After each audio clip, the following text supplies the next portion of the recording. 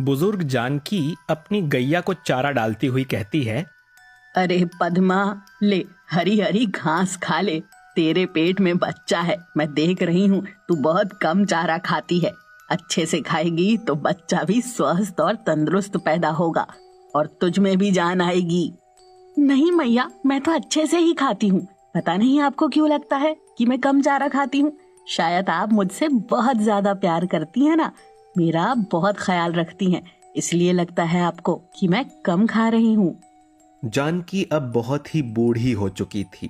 जानकी का इस दुनिया में पद्मा के अलावा कोई नहीं था। पद्मा को उसने बचपन से ही पाला था। पद्मा को वो अपनी बेटी जैसा मानती थी और पद्मा भी उसे अपनी माँ से कम नहीं मानती थी। दोनों में माँ बेटी जैसा रिश्ता था।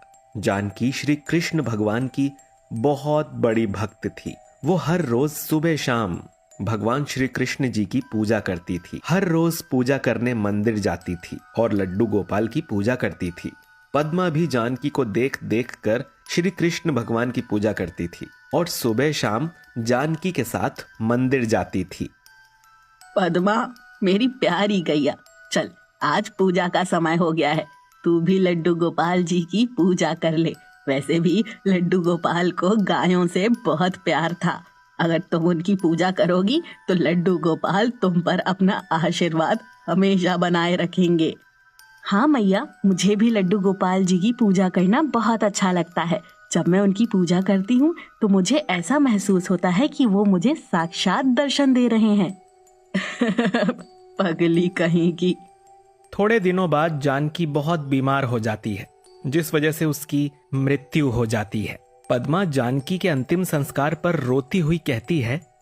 हे मैया, तूने मुझे बचपन से पाला था। दुनिया के हर दुख तकलीफ से तूने मुझे दूर रखा। अब अचानक से तुम मुझे बीच रास्ते में अकेला छोड़कर कैसे जा सकती हो? कैसे तुम्हारे बिना रहूंगी मैया? कोई मुझे या तो मार डालेगा या कोई बाघ अपना शिकार बना लेगा। जब जानकी जिंदा थी तो वो पद्मा को बैठे बैठे चारा और हरी हरी घास लाकर देती थी। लेकिन अब पद्मा को घास खाने खुद बाहर जाना पड़ता था और घास खाने उसे जंगल को पार करके नदी किनारे जाना पड़ता था। पद्मा जब घास खाने जंगल जाती है, वहां उसे हरी हरी घास दिखती है, जिसे वो पेट भर के खाती है।